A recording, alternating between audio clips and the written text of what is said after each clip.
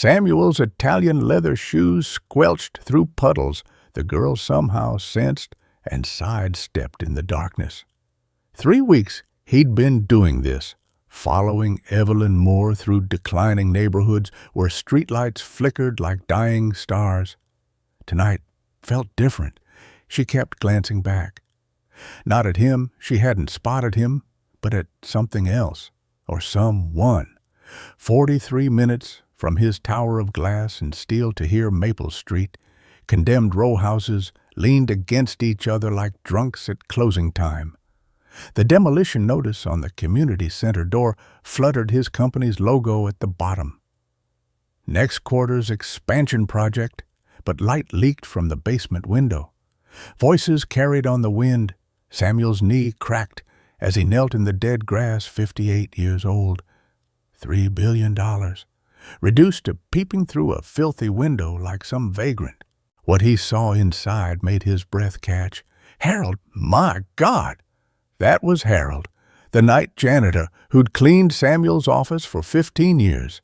The old man sat hunched over a child's desk, massive hands that could strip and wax a floor in record time now trembling around a yellow pencil. His lips moved, forming sounds like prayer. H-P-P. Each letter cost him. Samuel could see the concentration, the physical effort, as if Harold were lifting weights instead of writing. The second P came out backwards. Evelyn stood beside him, her hand not quite touching his shoulder, maintaining his dignity while staying close enough to catch him if he fell. Beautiful, Harold. Now, can you write it again? This time, remember P faces the way you're reading, like it's walking forward with you. And Dorothy sat 3 chairs over Dorothy, who cleaned the 42nd floor, who always hummed hymns while she worked. A white dog lay at her feet, some kind of husky mix with mismatched eyes. The woman held a piece of paper like it was made of spun gold, reading aloud in a voice that shook, "Dear Christina, I am learning. Every day I learn one new word. Today's word is hope. When you come home, I will read to you. Love, Grandma." Christina. Samuel knew that name. Dorothy's granddaughter. Prison, drugs. He'd overheard her crying in the supply closet once, had walked past quickly, pretending not to notice. There were others, 9, 10, maybe 12 people total.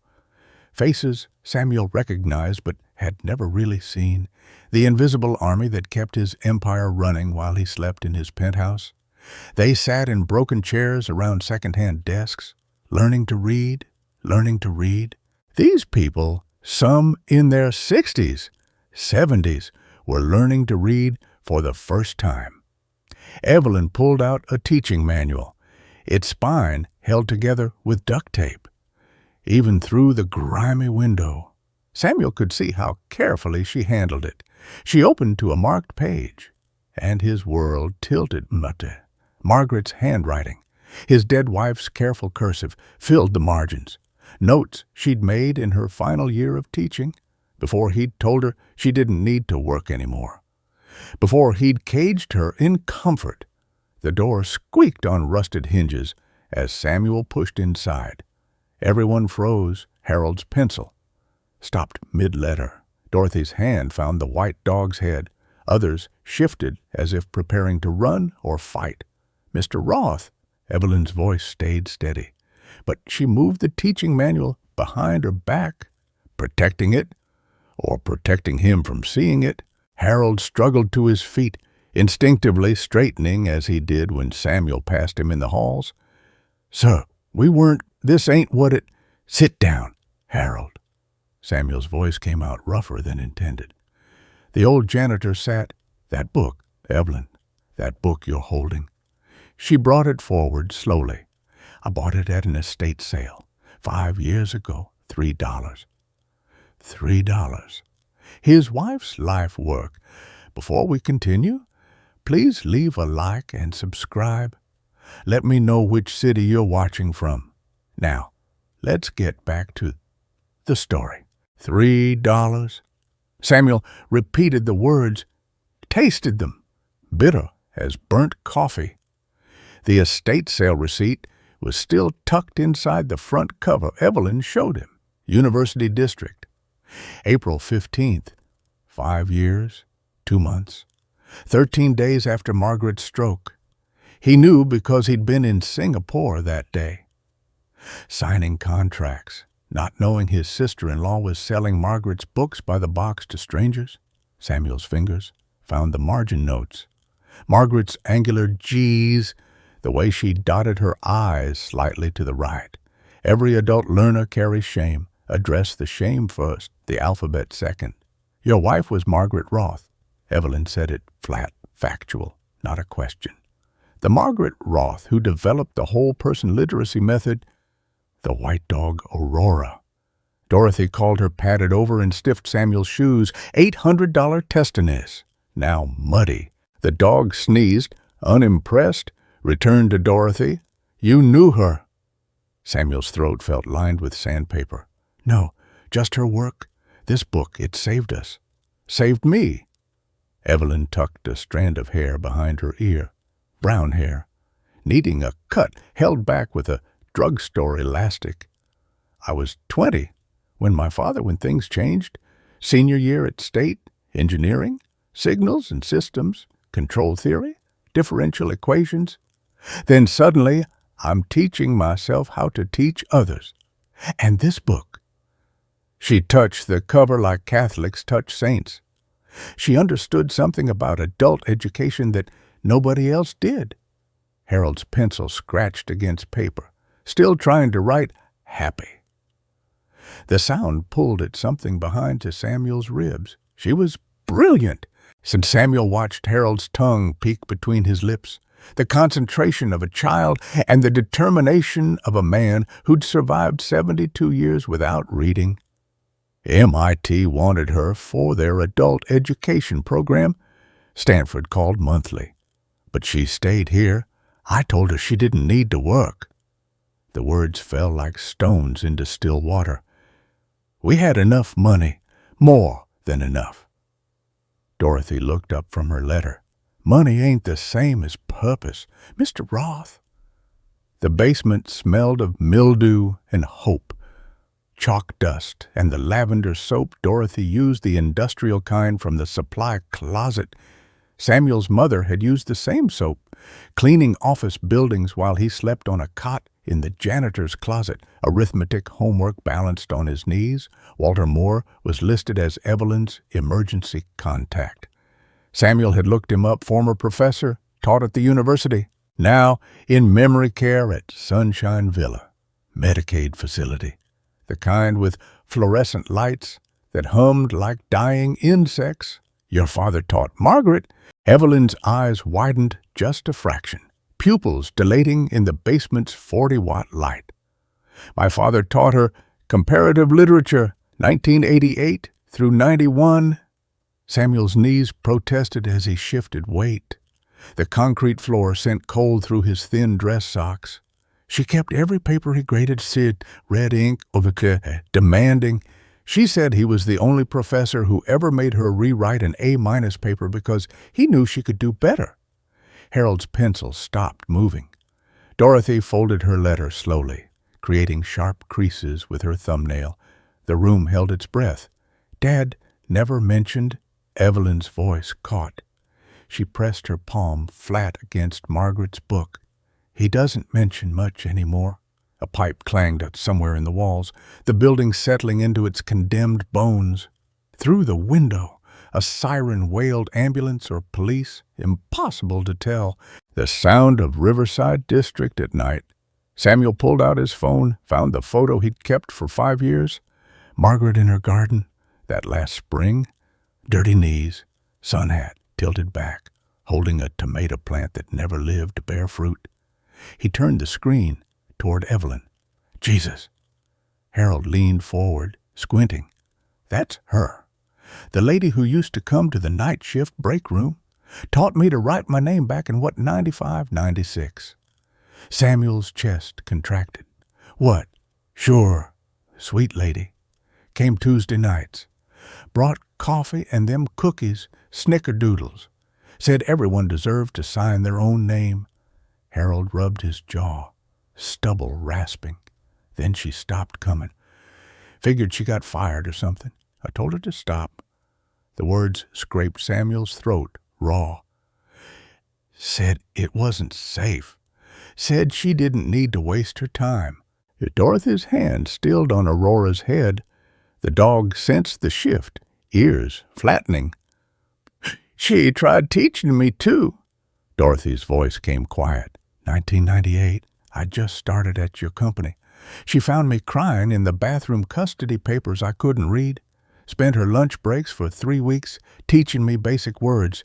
Then she disappeared. More voices now, others in the circle. Memories surfacing like bodies in water. Margaret teaching in supply closets, break rooms, parking garages. Secret lessons Samuel never knew about or chose not to know. Evelyn stood, Margaret's book clutched against her ribs. She was doing this all along, even after you... She stopped, after I caged her. Samuel finished. His phone screen had gone dark. Margaret's face vanished into black glass. After I made her choose between her purpose and her security? No. Evelyn shook her head. Hair escaped the elastic, framing her face in tired wisps. She never stopped. She just got better at hiding it. The book fell open in Evelyn's hands. A folded paper slipped out, yellow with age, hidden in the spine. She unfolded it carefully. Her face changed, blood draining until her skin matched the basement's painted concrete. This is Dad's handwriting. Her finger traced faded blue ink. His recommendation letter for Margaret, for her teaching certification. She read silently, lips barely moving. Then, aloud, Margaret Roth possesses that rarest of gifts. She sees light in people who've forgotten they can shine. Walter Moore had written those words. The same Walter Moore now trapped in a mind that flickered between past and present like these dying streetlights. There's more. Evelyn's voice dropped to whisper. She turned the paper over. Different handwriting. Margaret's. Fresh ink, darker. If something happens to me, make sure Walter Moore's daughter finds this book. She's at State, studying engineering, but she has the gift. She'll need it when he gets sick. The doctors say he has 5 years before the symptoms show. She doesn't know yet. She'll need this work, this purpose, this way to save others, when she can't save him. The date at the bottom, March 2nd, 6 weeks before Margaret's stroke. Samuel's legs gave. He caught himself on a desk particle board and peeling veneer. Wobbling under his weight, Harold reached out, steadied him with one massive hand. She knew. Samuel's voice came out strangled. She knew she was dying. Mr. Roth. She knew, and she didn't tell me. She spent her last week setting up some chain of teaching, some posthumous redemption for me. Evelyn refolded the paper with shaking fingers. Or maybe she was just trying to save us, the forgotten ones, like she always did. Through the ceiling came footsteps, heavy, multiple. Boots, not shoes, they stopped directly overhead. Dorothy's hand tightened on Aurora's collar.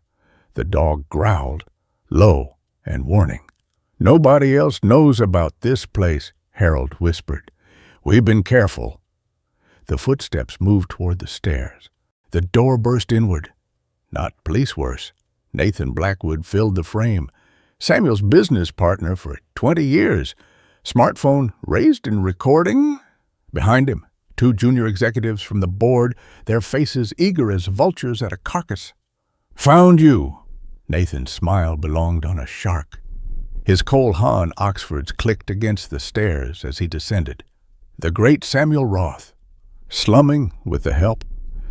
Harold stood first, moving between Nathan and the others. 72 years old, back bent from decades of mopping, but his shoulders squared. This is a private gathering on condemned property. Nathan panned his phone across the room. Which my company, correction, our company owns. Or did you forget that detail? Sam. The red recording light blinked. Samuel saw himself through that lens. Muddy shoes, wrinkled suit, kneeling beside janitors and cleaning ladies like some patronizing rich man playing poverty tourist. Turn it off. Samuel's voice came out steady. The board will want to see this. Their CEO wasting time in a basement with... Nathan's gaze swept the room. These people, while our Singapore expansion hemorrhages money... Dorothy pulled Aurora closer. The dog's hackles rose, a ridge of white fur standing at attention. Evelyn stepped backward, shielding Margaret's book with her body. These people work for us. Samuel stood, knee cartilage grinding. Harold's cleaned your office for 15 years. And in 15 years, he hasn't learned to read. Nathan zoomed his camera on Harold's paper, the backwards P in happy visible from across the room. That's not my problem. Harold's hand clenched around his pencil. The wood cracked. Get out! Evelyn's voice cut through the basement air. You're trespassing! Nathan laughed, a sound like ice breaking. Sweetheart, I own this building. You're the ones trespassing. He checked his phone screen. City inspector's on his way. Mason, good man, very responsive to concerned citizens reporting illegal activities. Through the window, blue and white lights flickered. Not police city code enforcement. They'd come at 10 p.m. on a Monday because Nathan Blackwood called. 48 hours. Nathan pocketed his phone. That's what Mason will give you. Then this place gets boarded up. Anyone here gets arrested. He turned to Samuel. Board meetings tomorrow at 9. Don't be late. We're discussing your recent erratic behavior. Nathan's footsteps receded. The junior executives followed, whispering, already calculating their promotions from Samuel's fall. Inspector Mason descended 5 minutes later. Clipboard, steel-toed boots, the exhausted look of a man who'd rather be home watching TV. He didn't look at faces, just violations. Exposed pipes, asbestos risk, cracked foundation, structural danger, no fire exit safety hazard. His pen scratched against triplicate forms. Tuesday, 8 a.m. This building's condemned. Anyone inside will be prosecuted. He tore off the yellow copy, handed it to Evelyn. I'm sorry, but the law's the law. After he left, the basement stayed silent. Harold stared at his broken pencil. Dorothy's letter to Christina lay forgotten. The other students, Rosa, who sold flowers at intersections. Eugene, who'd worked construction until his back gave out. Agnes, who cleaned houses for cash, all frozen like a photograph of defeat. Samuel's phone buzzed. 17 messages from board members. Stock price dropping on rumors of his instability. Nathan had probably leaked the video already. I can fix this.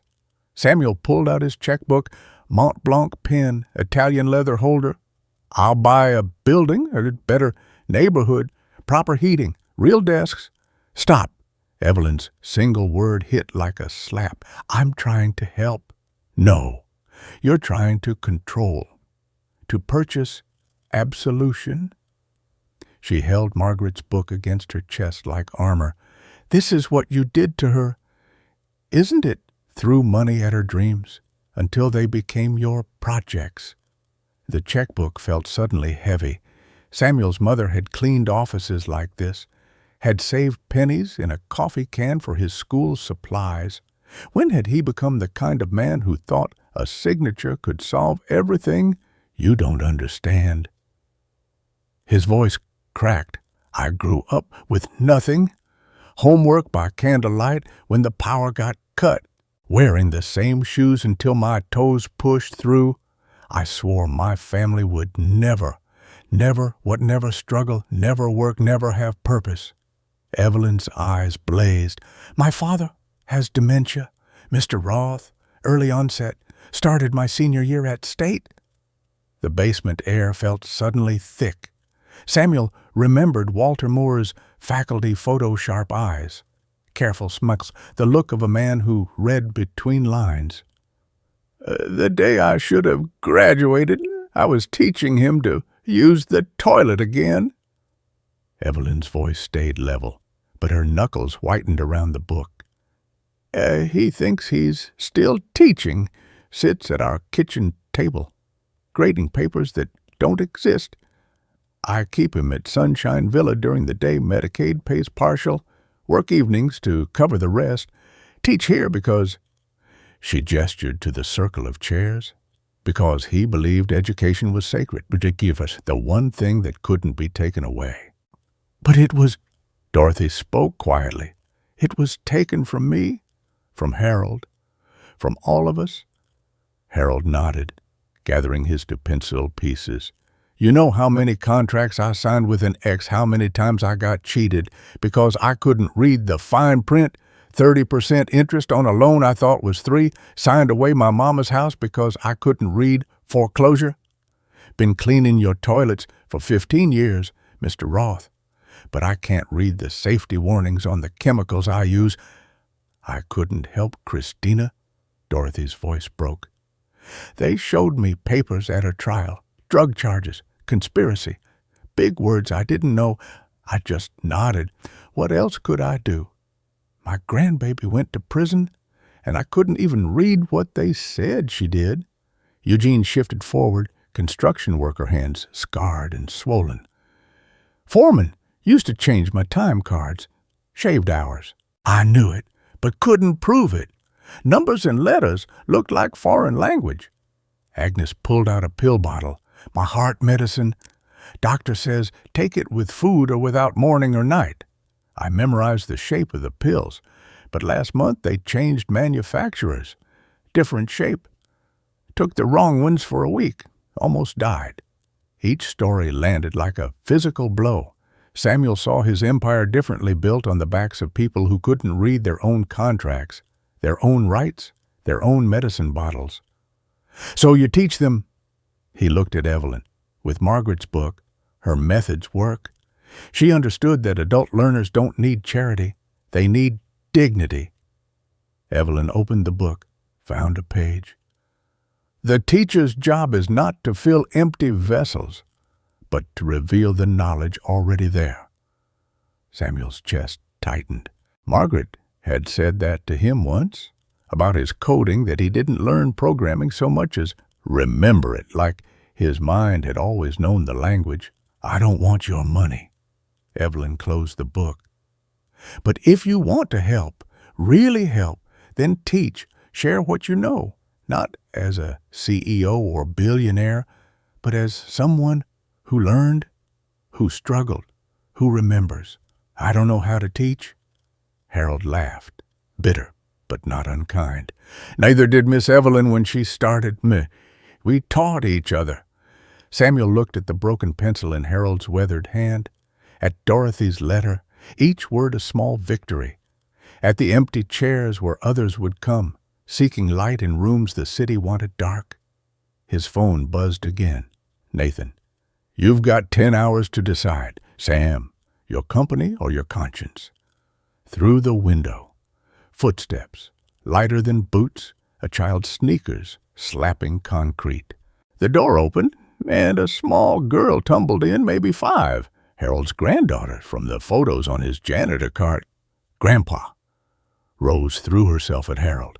Mama's working doubles. Can I stay? Harold's face transformed. Course, baby girl. Rose noticed Samuel, tilted her head. You're the man from the big building. Grandpa cleans your office. She studied his muddy shoes, his wrinkled suit. Are you lost? The question hung in the basement air like dust in the 40-watt light. Lost. Samuel repeated Rose's question. The child's eyes, Harold's eyes, brown and patient, waited for an answer. Yeah, baby girl, Mr. Roth's going to learn with us. Harold shifted his granddaughter onto his lap. That okay with you? Rose studied Samuel's face like a math problem. Can you write your name? Yes. Can you write my name? Samuel found a pencil, wrote ROSE on scrap paper. His hand trembled slightly. When had holding a pencil become foreign? Now teach Grandpa, Rose commanded. He's learning to write happy, but his P goes wrong. Tuesday, Samuel held chalk. The board stretched before him like an accusation. Harold waited in his plastic chair, the duct tape on the armrest peeling, exposing yellow foam underneath. Write contract. Harold's suggestion came gentle, like speaking to something wounded. That's a word I need to know. The chalk scraped. C-O-N. Samuel's hand cramped. His fingers, used to keyboards and styluses, didn't remember this grip. The letters came out shaky. The R looked drunk. The R's dancing. Rose announced from her spot on the floor, Aurora's head in her lap. The dog's different colored eyes tracked Samuel's movement. Make it stand straight, like Grandpa when Mr. Nathan comes to inspect. Nathan, the board meeting was in 6 days. Samuel's phone sat silent in his pocket. He turned off notifications. Try again. Evelyn stood beside him, close enough that he smelled the generic shampoo from the dollar store, saw the coffee stain on her sleeve she'd tried to scrub out. But this time, think about what the word means to Harold. Contract. Harold had signed hundreds with an X. Cleaning contracts, loan contracts, rental agreements. Each X a small surrender. Samuel wrote it again, clearer. Harold copied each letter, tongue between his teeth. C-O-N-T-R-A-C-T. Harold sounded it out. Contract. His eyes widened. I wrote it, Dorothy. Look, I wrote contract. Dorothy looked up from her own paper, where she was practicing Christina's name over and over. Beautiful, Harold. Wednesday. Samuel brought his laptop to show basic spreadsheets. The screen's blue glow made everyone squint. He started explaining formulas, cells, functions, the language he'd spoken for 30 years. Blank stares. Eugene's calloused fingers couldn't work the trackpad. Agnes kept touching the screen, leaving fingerprints. Confused why nothing happened. This ain't working, Harold said finally. Not unkind. Just fact. Samuel closed the laptop. Rose pushed a piece of paper toward him. She'd drawn a grid with crayon. Like this, Mr. Sam. Squares you can count. Thursday. Different approach. Samuel grabbed receipt books from the corner store. Showed Harold how numbers lined up, how totals worked. See? Hours times wage equals pay. They've been shorting me. Harold stared at his own pay stub. Now, able to read the numbers clearly. 16 years. They've been shorting me. 3 hours a week. The rage hit Samuel, unexpected, not at Harold, but at himself. His company, his human resources department that he'd trusted to be fair. Friday brought Walter Moore. The door crashed open. Evelyn's father stood there in professorial tweeds 20 years out of style, eyes wild and unfocused. Margaret, Margaret, why did you stop coming to my lectures? He grabbed Samuel's wrist, his grip stronger than his thin frame suggested. Margaret, you were my best student. You had such plans. Free schools, libraries and prisons. But you married that rich boy, Dad. Evelyn abandoned her teaching, rushed over. Dad, this is Samuel. Samuel. No. Walter shook his head violently. I know Margaret. She sits in the 3rd row, takes notes in purple ink, asks questions that make me think. His fingers dug into Samuel's arm. Why did you leave? Margaret, was it him, that husband who thinks money solves everything? The room went silent. Even Aurora stopped panting. Evelyn tried to pull her father away, but Walter held on. You had a gift. Margaret, you saw light in people, but he put you in a golden cage. Pretty birds in cages forget how to sing. Samuel's throat closed. Words Margaret had written in her journal, almost exactly. Had Walter said them to her? Or had she said them to Walter about herself? "It's okay. Professor Moore?" Dorothy's voice came soft. She approached slowly, Aurora padding beside her. "We're all students here, all learning." Ed Walter's grip loosened. He looked around the basement, confusion replacing certainty. "This isn't my classroom." "No, Dad. Let's go home." "But I have papers to grade tomorrow." "Dad, you can grade them tomorrow." Evelyn led him out. But at the door, Walter turned back. "Tell Margaret something from me. Tell her the light she wanted to kindle, it's still burning in unexpected places." Second month, Samuel's hands learned chalk. His clothes learned chalk dust. $3,000 suits became jeans and sweaters from Target. "Your stockholders must love this new look." Nathan appeared one Tuesday, leaning in the doorway. "Stock's down 12% since you started this little experiment." "It's not an experiment." "No. Then what do you call it?" Nathan's smile could cut glass. Midlife crisis, mental breakdown. The board's taking bets. Behind Nathan, two men Samuel didn't recognize, lawyers, by their suits and shark's eyes. Hostile takeover requires 41%. Nathan pulled out papers. "I've got 38, 3 more percent, and you're out." "Sam, maybe focus less on teaching vagrants and more on keeping your company." After Nathan left, Harold found Samuel sitting on the basement steps, head in his hands. "You okay, Mr. Roth?" "I'm about to lose everything, Harold." Harold sat beside him. The step creaked. "I lost everything in '92. House, car, wife left. You know why I couldn't read the eviction notices? Couldn't fill out job applications? Ended up sleeping in this very building before I got the janitor job." "I'm sorry." "Don't be sorry. Be smart." Harold pulled out his practice paper. "Look, I can write my name now. Harold James Williams. First, middle, last, 60 years to learn that. You think that ain't worth more than some company?" Rose appeared with Aurora, the dog's collar jingling. "Mr. Sam, you promised to teach me multiplication." He had promised last Thursday, distracted, trying to answer. Rose settled on his other side, Aurora sprawling across all 3 of their feet. 2 times 2, 4. 2 times 3, c'est 6. 2 times lonely equals 0, Rose said seriously. "But lonely plus family equals not lonely anymore." "Who taught you that?"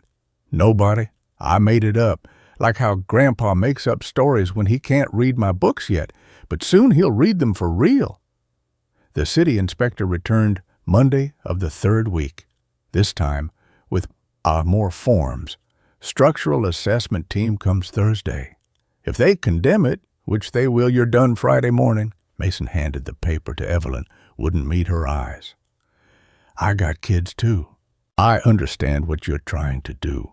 But rules are rules." That night, Samuel made calls, not to board members or lawyers, but to Marcus, the security guard, Rosario, who cleaned the executive floors, James, the maintenance chief. "I need help," he said to each. "Not money, just help." Marcus laughed. "Mr. Roth, you know how many of us Miss Evelyn taught half your night shift can read now because of her? We'll be there." Tuesday. The basement was full.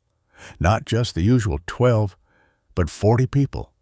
Night janitors, security guards, maintenance workers, their children, grandchildren. They brought supplies, paper from copy rooms, pencils from supply closets, chairs from break rooms. "This is conspiracy to steal company property," Nathan said from the doorway, filming again. "I've got it all documented." "Actually," Agnes spoke up, her voice stronger than Samuel had ever heard it, "Mr. Roth approved all acquisitions. See?" She held up a paper. "His signature?" Samuel looked closer. His signature, perfectly forged. No, not forged. Traced, carefully, by someone learning to write.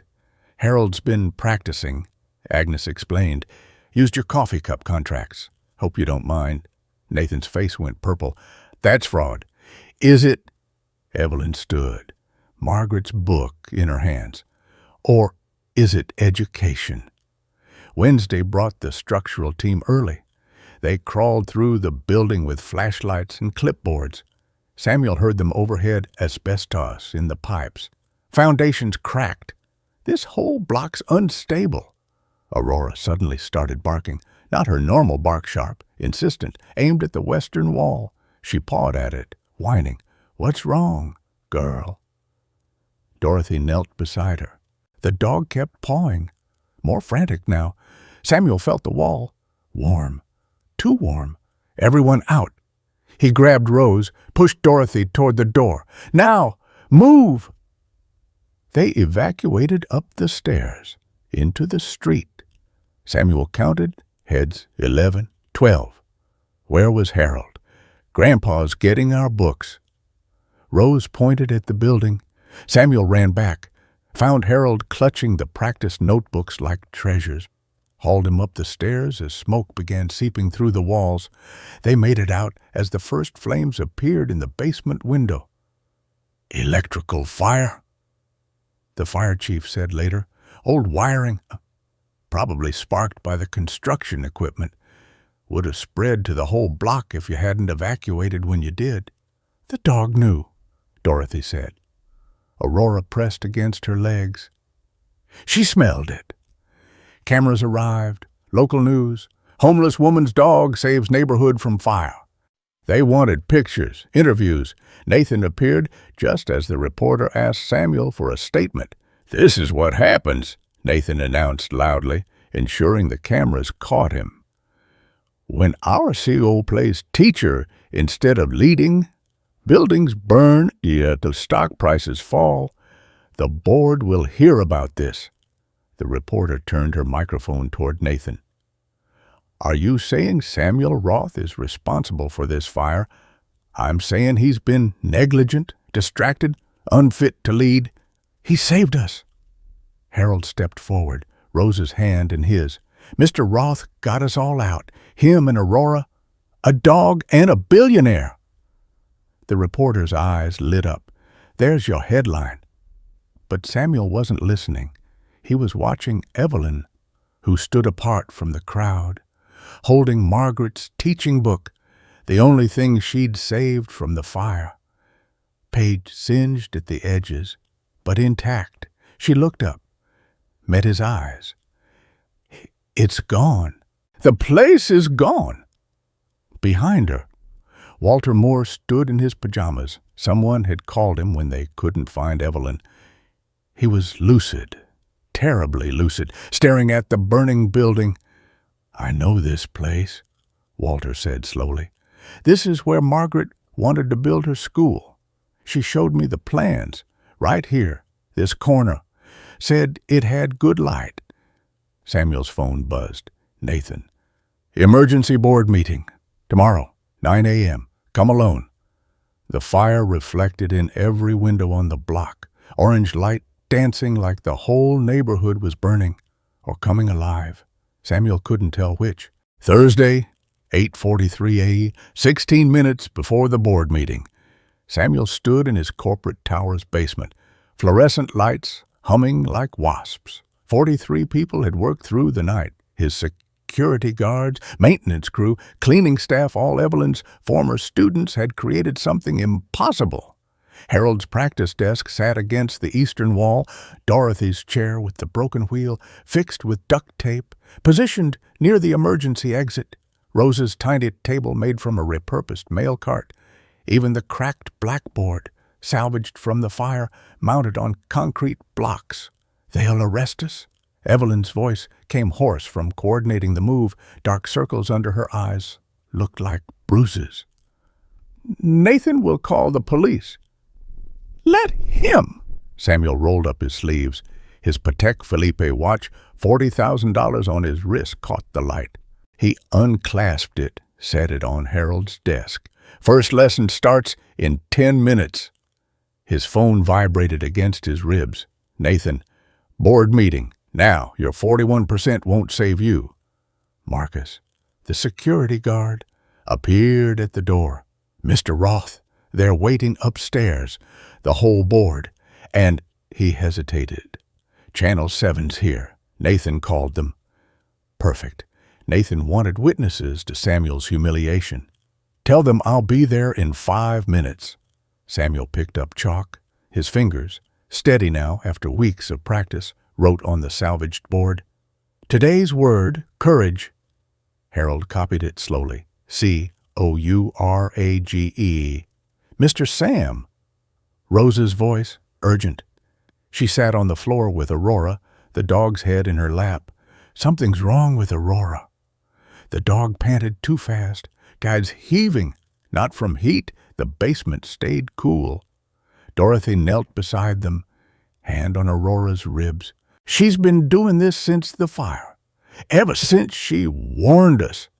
Samuel touched the wall Aurora had been pawing earlier. Still warm, warmer than it should be. Get everyone out. He kept his voice level. Now. But we just out. Use the loading dock exit. They moved without panic. Harold lifting Rose, Dorothy guiding Aurora, others grabbing what they could. Evelyn stayed. You too, Samuel said. No. What did you feel? He pressed his palm flat against the wall. Heat pulsed through the concrete like a fever. Something's wrong with this building. Your billion-dollar building. Aurora knew about the fire before anyone else. She's been stressed since we got here. Samuel ran his hand along the wall, felt the heat intensify near the electrical panel. Call 911, then get out. Evelyn pulled out her phone. Samuel headed for the stairs, 58 floors to the boardroom. The elevator was packed, lawyers, reporters. Nathan's hand-picked witnesses to Samuel's destruction. Samuel took the stairs. His knees screamed by the 20th floor, sweat soaked through his shirt by the 30th. His lungs burned by the 40th. 58th floor. The boardroom door stood open. Nathan held court, reporters' cameras rolling, refusing to appear at his own tour termination. This is what Samuel Roth has become. A coward hiding in basements with vagrants while Rome burns. Samuel walked in and disheveled, sweat-stained, chalk dust on his hands. The cameras swung toward him like predators scenting blood. Gentlemen, he nodded to the board. 12 men in identical suits, their faces ranging from embarrassed to eager. Nathan, we need to evacuate the building. Nathan laughed. The madness continues.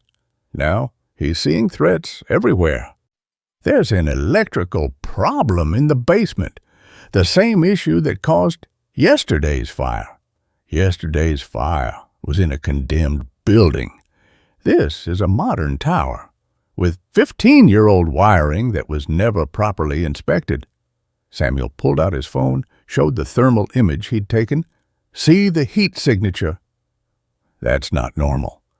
Board member Richard Steinberg, 70 years old, Samuel's first investor, leaned forward. When did you become an electrical engineer? When a dog saved 43 lives yesterday by sensing what humans couldn't. A dog. Nathan's voice dripped contempt. He wants us to evacuate a 60-story building because of a dog. The lights flickered. Just once. Barely noticeable. Aurora's barking echoed up the elevator shaft, even 58 floors down. Her panic carried.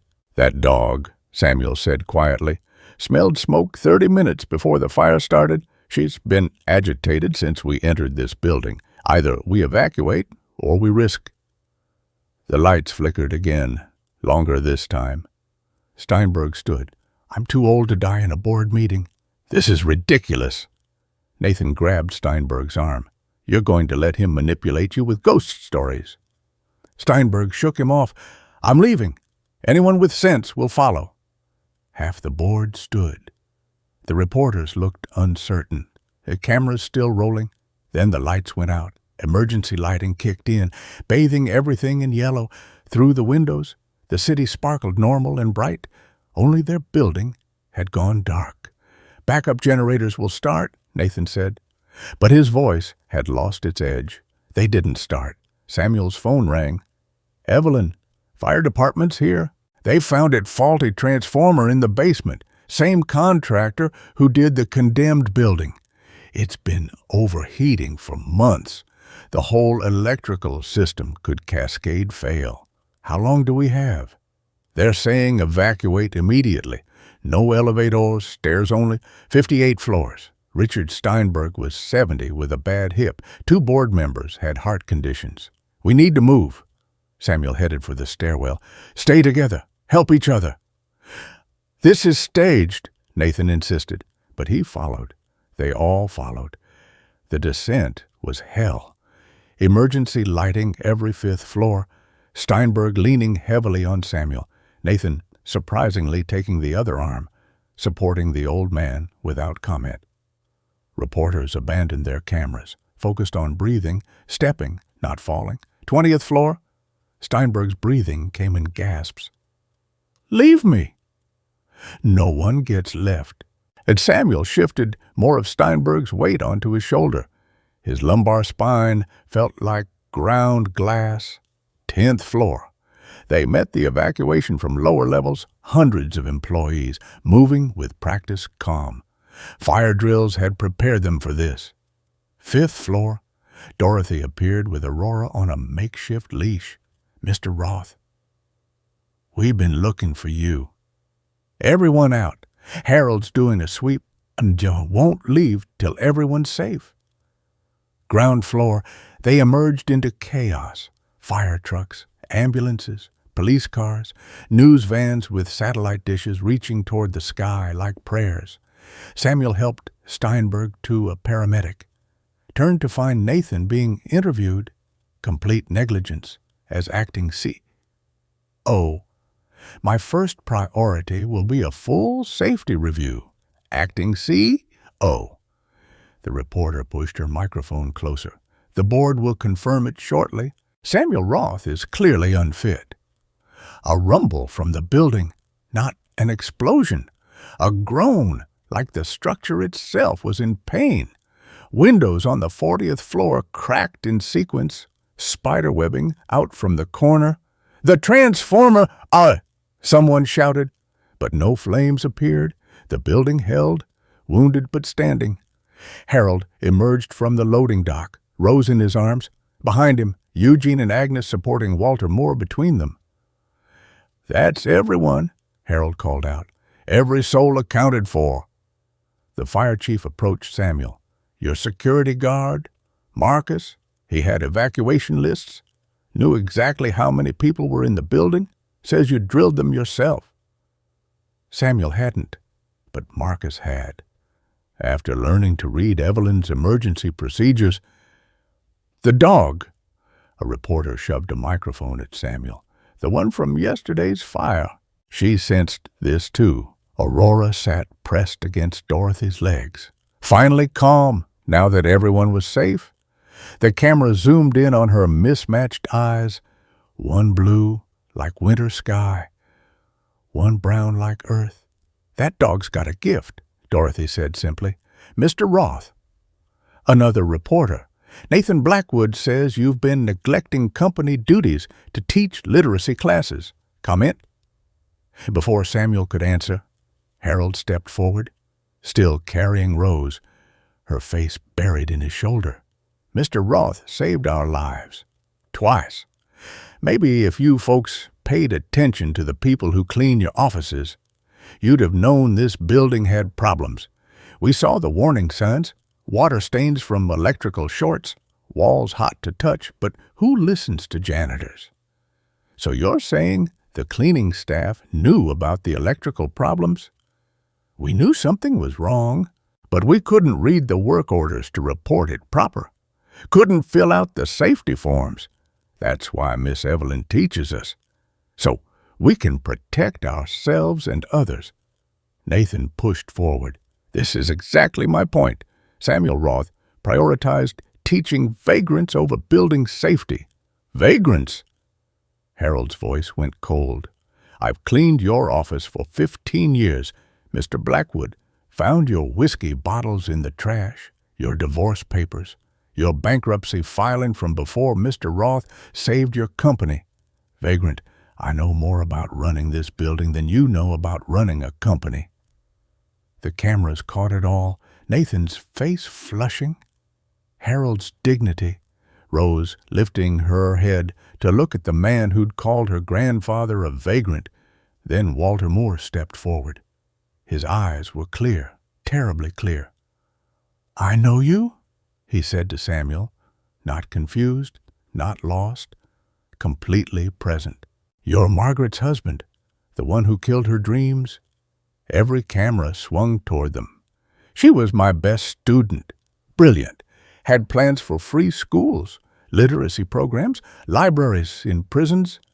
But you, Walter's fingers shook as he pointed, you told her she didn't need to work, told her your money was enough. You put her in a cage and watched her light die out. Dad, Evelyn reached for him, but Walter pulled away. Hey, no, he needs to hear this. Margaret would come to my office crying, said she felt like a bird with clipped wings, said she had so much to give, but nowhere to give it. Samuel's throat closed. The cameras pressed closer. But you know what she did? Walter's voice cracked. She taught anyway, in secret, break rooms, supply closets, wherever she could. She never stopped teaching. She just stopped telling you. Walter pulled a folded paper from his pocket, old, yellowed, torn at the creases from being unfolded so many times. She wrote me 2 weeks before she died. Want to know what she said? He didn't wait for an answer. Walter unfolded the letter. His hand steadied as he read, voice carrying across the crowd of employees, reporters, firefighters. Walter, my time is running out. The headaches are worse. Sam doesn't know. By the time you read this, I'll be gone, and you'll be sick. Alzheimer's, the doctors say. Early onset. Your daughter will need purpose when she can't save you. Give her my teaching books. She has the gift. Sam will find her. Eventually, he researches everyone. When he does, maybe he'll understand that love isn't provision, but presence. That wealth isn't what you have, but what you help others discover. The paper trembled in Walter's grip. She knew everything. Samuel's knees buckled. Richard Steinberg caught his arm, held him upright. The cameras captured everything: the billionaire's collapse, the janitor's dignity, the professor's accusation. There's more. And Walter's eyes stayed locked on Samuel. She wrote, I chose wrong. Walter chose security over purpose. But Evelyn won't make my mistake. Through her, my dream lives.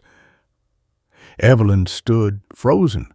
Her father's clarity wouldn't last. These moments came rarely now, like breaks in storm clouds.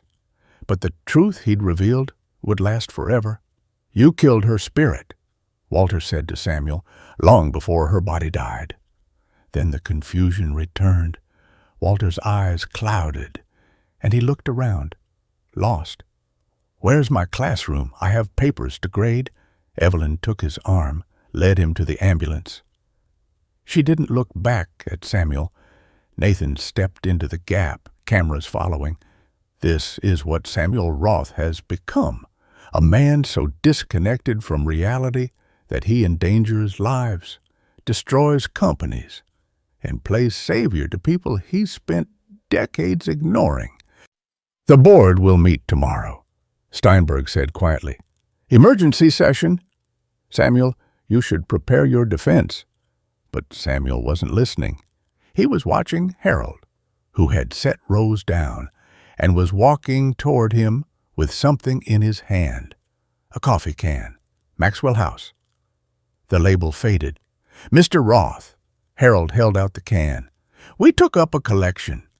Samuel looked inside. Crumpled bills. Coins. A child's drawing of a dog Aurora, labeled in Rose's uncertain printing. $247.32, Harold said. Everyone gave what they could. Dorothy put in $5 she was saving for Christina's welcome home dinner. Eugene gave us lunch money for the week. Even Rose, he pointed to his granddaughter, she put in her tooth fairy money. Samuel stared at the can. These people who had nothing, who lived paycheck to paycheck, who counted coins for food, they were trying to save him. "We're family," Harold said simply. "That's what family does." The weight of it, the generous absurdity of it broke something in Samuel's chest. He sobbed, standing there in his ruined suit while cameras rolled and his empire crumbled. Harold's hand on his shoulder, firm and steady, Rose tugging at his pants leg. "Don't cry. Mr. Sam, you still have us." Friday morning, the basement classroom sat empty. Samuel waited, but only Harold came. "Where is everyone?" "Miss Evelyn quit. Can't blame her after what her daddy said. The others—" Harold shrugged. "They're scared. Nathan's got security watching the building. Says he'll fire anyone caught down here." Samuel picked up chalk, tried to write something on the board. His hand shook too badly. "I destroyed everything she built." "No." Harold took the chalk, wrote slowly, A-A-M-I-L-Y.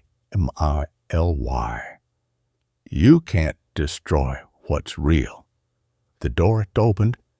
Nathan entered with 2 security guards. Samuel didn't recognize outsourced, probably Nathan's own private force. "You're trespassing," Nathan said. "My building now. Board voted this morning. 43% to remove you. I'm acting CO. The electrical problems are being addressed. Unlike you, I actually manage properties instead of playing teacher." Nathan gestured to the guards. "Escort Mr. Roth out. If he returns, call the police." The guards stepped forward. Harold moved between them and Samuel. "It's okay, Harold." Samuel gathered Margaret's books, smoke-damaged, but intact. "Take care of Rose." "What about our lessons?" Harold's voice cracked. "I just learned to write my full name." Nathan laughed. "I'm sure you can find another basement somewhere, though probably not in any of my buildings. I own half this district now." Outside, the city moved on. Taxis honked. People rushed to work. Samuel stood on the sidewalk with a box of damaged books and nowhere to go. His phone buzzed. 14 missed calls from reporters. 3 from Steinberg, 1 from Evelyn. He called her back. "Don't come to Sunshine Villa," she said without preamble. "Dad's having a bad day. Keeps asking for Margaret. I can't see you right now. Evelyn, every time I look at you, I see what you could have accomplished, what the world lost because you thought money was love." The line went dead. Samuel walked to his penthouse, one of the few things not tied to the company. The doorman, usually obsequious, barely nodded. Word traveled fast. His apartment felt like a mausoleum. Margaret's photos on the mantel. Her garden gloves, still on the counter where he'd left them 5 years ago, shaped to her hands. He sat at the kitchen table where she used to grade papers, in the box of books. Something shifted. A hidden compartment in one of the binders, probably damaged by the fire. Inside Margaret's journal, the real one, not the teaching notes, her private thoughts. He opened to a random page. Sam worked late again. "I taught Maria, the night cleaner, to write her son's name. She cried. I cried. These small victories feel more real than our bank account, but I can't tell Sam. He'd see it as betrayal, choosing strangers over him. He doesn't understand that teaching isn't choosing others. It's choosing myself." Another entry. "The doctor confirmed it. Heart condition. Getting worse. 6 months, maybe a year. Sam's in Singapore. I won't tell him. He'd come home, hover, throw money at specialists. Let him build his empire. I'll build something quieter. Evelyn Moore Walter's girl, she has the gift. I've arranged the scholarship when I'm gone. she'll continue. Sam will find her eventually. He always researches, always digs. Maybe through her, he'll find what he lost. The last entry, dated 2 days before her stroke. Forgive me, Sam. I'm not brave enough to fight you for my dreams, but I'm brave enough to plant seeds. They'll grow. Oh, after I'm gone, you'll see, you'll understand. You'll remember who you were before fear made you cruel. Samuel's phone rang. Harold. Mr. Roth, you need to come quick. Something's happened to Evelyn. What? Her daddy got out again? Wandered into traffic? She pushed him clear, but Harold's voice broke. The car hit her instead. She's at Memorial. They don't know if... Samuel dropped the phone, ran 50 blocks to Memorial Hospital, his lungs screaming, dress shoes slapping pavement. He burst into the emergency room. Harold sat with Rose, Dorothy beside them with Aurora. The dog whined, pulled toward the trauma doors. Where is she? Surgery. Dorothy's face was wet. The car had hit her bad. Miss Roth, it's real bad. Through the small window in the trauma door, Samuel could see Walter Moore. He sat in a plastic chair, completely lucid, staring at his hands, the hands that had graded Margaret's papers, the hands his daughter had saved with her body. Walter looked up, met Samuel's eyes through the glass. She's dying, Walter said, loud enough to hear through the door, just like Margaret, and you weren't there for her either. The trauma door swung open. A surgeon emerged, blood on her scrubs despite the protective gown. Dr. Chin, according to her badge, young, maybe 30, the age Evelyn should have been in 6 years if she hadn't sacrificed her future for her father. Family of Evelyn Moore. Walter stood, Samuel stood. They faced each other across the waiting room's fluorescent purgatory. I'm her father. Walter's voice steady, the confusion held at bay by crisis. She's stable, barely broken ribs, punctured lung, internal bleeding we've managed to control. The next 24 hours are critical. Can I see her? Soon. She's being moved to ICU. Chen turned to go, stopped. She was conscious briefly, kept saying something about a book, made us promise to tell Dorothy about a book. Dorothy stood, Aurora's leash tight in her hand. What book? She just kept saying spine. The spine of the book. Does that mean anything? Dorothy grabbed the box of Margaret's books from where Samuel had dropped it. Her fingers, swollen from years of harsh cleaning chemicals, ran along each spine. One felt different, thicker, uneven. She pried at it. The spine split open. Papers, folded small, fell onto the waiting room's stained linoleum. Samuel recognized Margaret's handwriting immediately, different paper than her journal's formal stationery, the kind she used for important letters. Dorothy unfolded the first page. Her lips moved as she read, still slow but determined. If you're reading this, something has happened to Evelyn. I pray not. But I planned for everything, even this. Samuel's legs gave. He caught himself on a plastic chair that squeaked under his weight. Dorothy continued reading aloud, each word careful. I have 6 months to live. Heart condition, genetic, untreatable. Sam doesn't know. By the time he finds out, I'll have arranged everything. Walter made a sound half-sob, half-laugh. She knew. Of course she knew. The scholarship that paid for Evelyn's education. I created it. Anonymous donor through the University Foundation. The courier contract for her company, I signed it 2 weeks before my stroke. Backdated it so Sam wouldn't notice. Harold leaned forward. She set it all up.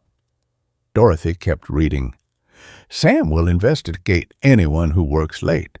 It's his nature paranoia from growing up poor, always watching for threats. He'll follow Evelyn, find her teaching, find the books I made sure she'd buy at the estate sale. Yes, that too was arranged. The waiting room's ventilation system hummed. Someone's phone rang 3 rooms over. Aurora pressed against Dorothy's leg, sensing the tension. Walter will get sick. The doctors have already seen the early signs. Evelyn will sacrifice everything for him, just as I sacrificed everything for Sam's fears. But she's stronger than I was. She won't let anyone cage her light. Samuel grabbed the letter, took over quarter reading. His voice came out raw. The students, Harold, Dorothy, the others, they were mine first. I taught them in secret for years. When I knew I was dying, I led them to Evelyn, told Harold about the community center, suggested Dorothy bring her dog animals, calm adult learners, every piece arranged like code, each function calling the next. Rose tugged at Harold's sleeve. Grandpa, what's wrong? Nothing, baby girl. Just learning something new. Samuel found the next page. Sam, my stubborn, frightened love, you'll resist. Offer money because that's all you know how to give. But Evelyn will refuse. She'll make you teach. Make you remember who you were before terror of poverty made you cruel. That boy who taught me programming while I graded papers, who believed knowledge should be shared freely, he's still in there. The trauma doors opened again. A nurse wheeled Walter toward the ICU. He could see his daughter, apparently. Family only. Samuel kept reading, I've hidden more than just letters. Check the university archives, the ones Walter donated last year, Box 43. Everything's there, my plans for the literacy centers, donor lists, architectural drawings, even the building on Maple Street. I bought it through a shell company the month before I died. It's in Evelyn's name, though she doesn't know it. What?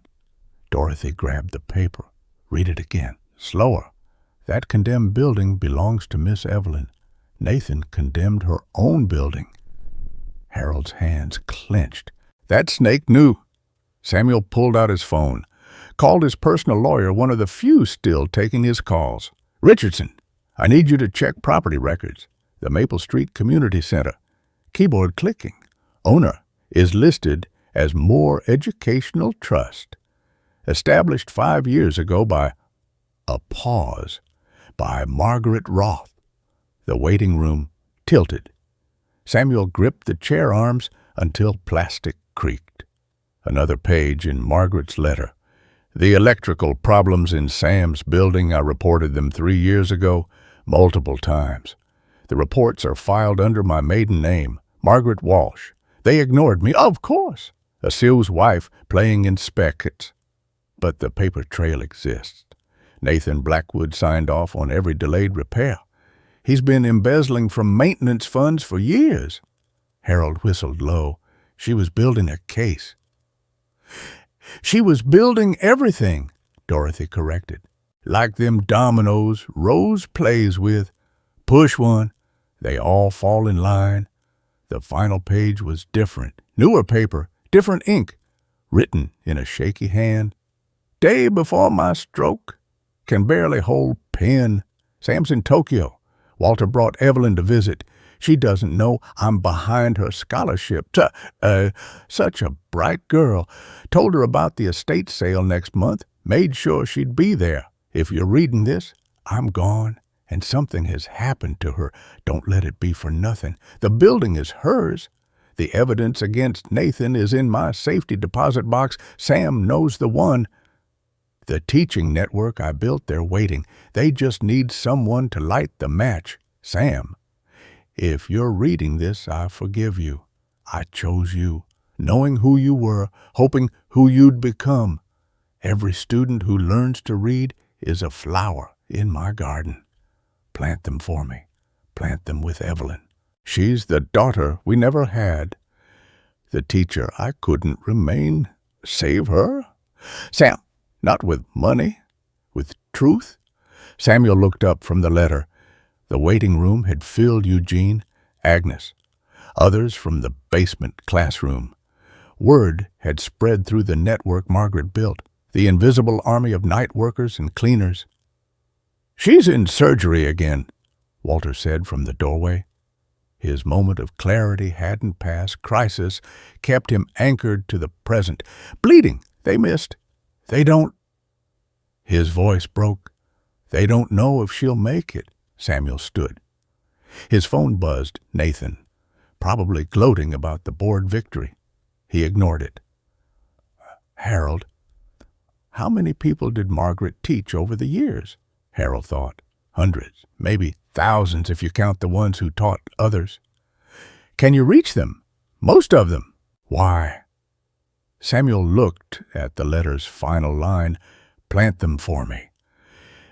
Because we're going to save the building, the real building, Evelyn's building, and then we're going to destroy Nathan Blackwood with paperwork he never bothered to read. How? Dorothy asked. Samuel smiled, not the billionaire smile, but something Margaret would have recognized, the smile of a 20-year-old programmer about to pull an all-nighter, fueled by purpose and coffee and love. The same way Margaret did everything, one letter at a time, one word at a time, one student at a time. He walked to the ICU window. Evelyn lay surrounded by machines, tubes, monitors. But alive, still alive, Walter stood beside him. She looks like Margaret did. At the end, Margaret lived long enough to set all this in motion. No, Walter corrected. Margaret lives still, in every person learning to read tonight, in every letter Dorothy writes to Christina, in every contract Harold can finally understand. Through the ICU glass, one of Evelyn's monitors beeped irregular. Then another. Nurses rushed in. Dr. Chen ran past them, shouting orders Samuel couldn't understand. The waiting room held its breath. The monitors steadied. Dr. Chen's shoulders dropped from around her ears. Through the glass, she gave a thumbs-up doctor sign language for crisis passed. Walter's knees buckled. Samuel caught him, held his weight. The old professor weighed nothing. Bones and memory and grief. She's stable, Dr. Chen said, emerging from the ice. We found the second bleed, fixed it. She's going to make it. Dorothy crossed herself. Harold pulled Rose closer. Aurora's tail wagged once, tentative. Samuel's phone buzzed. His lawyer. The safety deposit box. Margaret left instructions to give you access upon Evelyn Moore's crisis. Bank's terms, not mine. Can you come now? 20 minutes later, Samuel stood in the cold vault of First National, bit box 47, Margaret's birthday. Inside 3 folders, each labeled in her careful script. Nathan Blackwood, embezzlement. Building safety violations, documented. Maple Street property, future school, the first folder. 5 years of falsified maintenance reports, Nathan's signature on every diverted fund. $43 million meant for building safety spent on offshore accounts. The second, Margaret's reports, filed under her maiden name, photos of electrical problems, dated, witnessed, notarized, a paper trail Nathan couldn't deny. The third, architectural plans for a literacy center, Margaret's dream made tangible in blueprints and budgets. Samuel called Richardson. I need you to file criminal charges. Tonight? Against whom? Nathan Blackwood. Embezzlement? Criminal negligence? Fraud? I have everything. Back at the hospital, Harold had gathered the network. 40 people in the waiting room, more arriving. Samuel recognized some Marcus the security guard, Rosario from cleaning, James from maintenance. Others were strangers, but they all had the same look. Margaret students. Nathan owns the board now, Samuel said. But Margaret owned something better. The truth. He spread the documents on the waiting room's coffee-stained table. Harold read them aloud, slow but clear, to those who couldn't read yet. We go public, Samuel said. Every news outlet, every social media platform, Nathan condemned Evelyn's building the building Margaret bought for her while stealing money meant for safety repairs. I can't read much, Agnes said, but I can tell my story, how Mrs. Margaret taught me to read medicine labels, saved my life. I'll tell about the contracts, Harold added. How learning to read showed me I'd been cheated for 16 years. One by one, they spoke up. Stories of Margaret teaching in secret. Evelyn continuing her work, lives changed by learning to read a child's report card, a court document, a love letter Marcus had been recording on his phone. Already got 3,000 views. Comment says Channel 7 wants an interview. By morning, Nathan's photo was on every news site. Shots arrested for embezzlement. 43 million stolen from building safety. Secret school in condemned building actually owned by victim. Samuel visited Evelyn in the IC. Conscious now? Barely. Tubes down her throat. Couldn't speak, but her eyes tracked him. Margaret bought the building for you, he said. It's yours. The condemned notice is void. Nathan had no authority. Her eyes widened. A tear rolled toward her ear. We're going to rebuild it. A real school. Margaret's plans. Your teaching. I'll fund it not as charity, but as penance. She blinked slowly. Deliberate. Yes. 6 months later, the Maple Street Community Center gleamed with fresh paint. Not fancy. Margaret's plans had been practical. Good lighting, sturdy chairs, clean bathrooms, a small plaque by the door. Margaret Walsh Roth Literacy Center. Samuel stood at the blackboard, a real one, not salvaged. His writing had improved, clear, steady. Contract in capitals. Now, he told the class of 15 all-new students. Harold will explain what this word cost him. Harold stood, wearing the security uniform from his new job day shift. Full benefits, a position that required literacy. This word, when I couldn't read it, cost me my mama's house. Evelyn watched from the corner, still thin from recovery. But there, Aurora lay at her feet, now a certified therapy dog. Dorothy had trained her, gotten certified herself. They worked as a team now. Mr. Sam. Well, Rose, 7 now, 2nd grade. Can I show my report card? All A's. She'd learned to read at 4, watching her grandfather learn. Walter sat in the front row. This was a good day. He knew where he was, who he was. Tomorrow might be different, but today he was Professor Moore, and he had wisdom to share.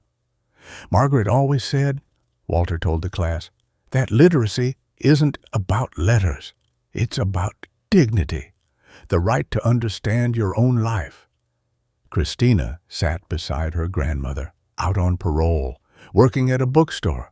She'd started a prison literacy program, writing to inmates, sending Margaret's teaching methods inside.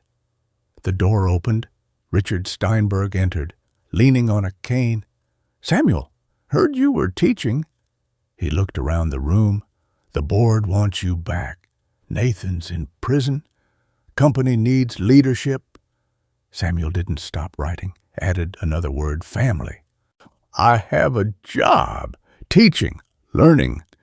He turned to face Steinberg, 40 years building an empire. It took losing everything to discover I was the poorest man alive. Now, with empty pockets but full heart, I'm finally wealthy. Steinberg studied the room.